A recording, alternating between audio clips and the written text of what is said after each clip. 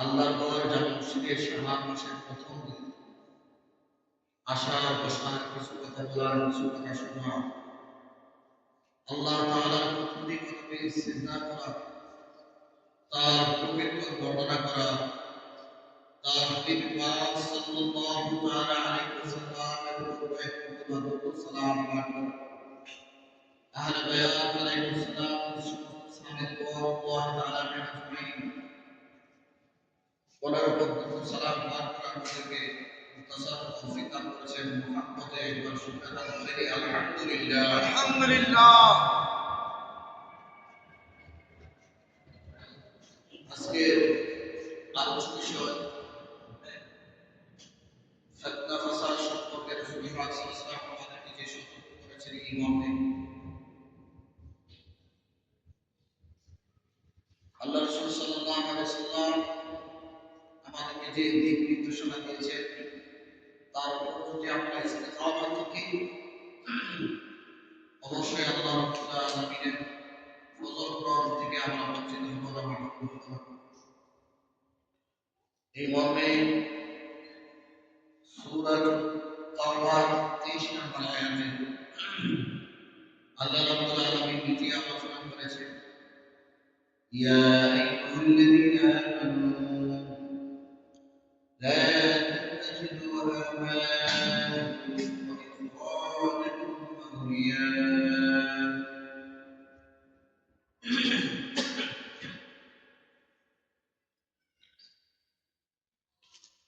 হে ইমানদার বিশ্বাসী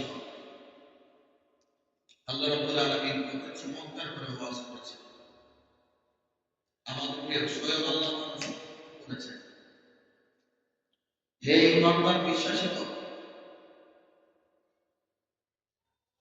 তোমরা তোমাদের পিতা ও ভাই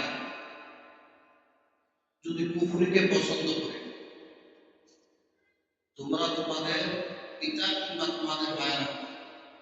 যদি কুফরিকে পছন্দ করে তাহলে তোমরা তাদেরকে অন্তরঙ্গ বন্ধু হিসাবে গ্রহণ করবে তোমরা তাদেরকে বন্ধু হিসাবে গ্রহণ করবে না সে যদি তোমার বাবা হোক কিংবা সে যদি তোমার ভাই হোক তোমার বাবা হোক তোমার ভাইকেও বন্ধু রূপে গ্রহণ করবে না অপরাধ কি আমি আল্লাহ তাআলা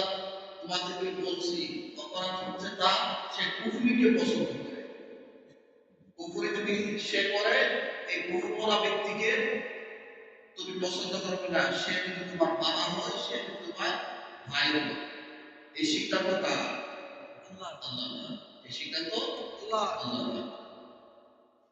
তারপর আল্লাহ তাআলা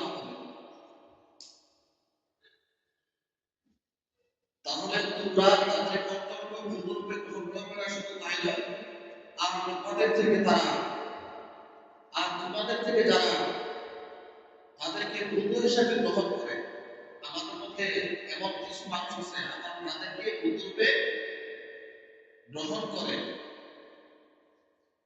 তাহলে তারা অবশ্যই তারা অত্যাচারীদের অন্তর্ভুক্ত বড় করে বলি না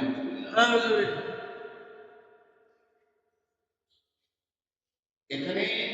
স্পষ্ট করে দিচ্ছে স্বয়ং আল্লাহ রাব্বুল আলামিন একটু খেয়াল করবে যারা ঈমানদার বিশ্বাসী তাদেরকে বলেছে যারা ঈমানদার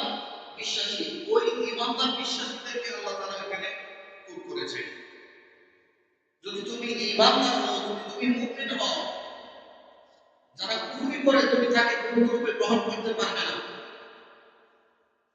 সে যদি তোমার বাবা হয় সে যদি তোমার ভাই হয় সে যদি তোমার বোন হয় সে যদি তোমার মা হয় সে যতই তোমার আপন হয় তাকে তুমি বন্ধু হিসেবে গ্রহণ করতে পারবে না কারণ সে কুফরিকে পছন্দ করে আর আল্লাহ তাআলা কুফরিকে অপছন্দ করে আর তাদের মধ্যে থেকে যদি কেউ আবার এই কুফরি করা ব্যক্তিদেরকে পছন্দ করে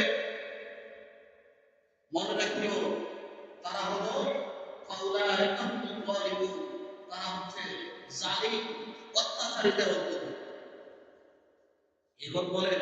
আমরা কি জালিমদের অন্তর্ভুক্ত হতে চাই? আমরা জালিমের অন্তর্ভুক্ত হতে চাই না। আমরা এমন ব্যক্তিকে বন্ধুরূপে গ্রহণ করব, এমন ব্যক্তিদেরকে আমরা আপনজন হিসেবে গ্রহণ করব যারা কুফরিকে অপছন্দ করে,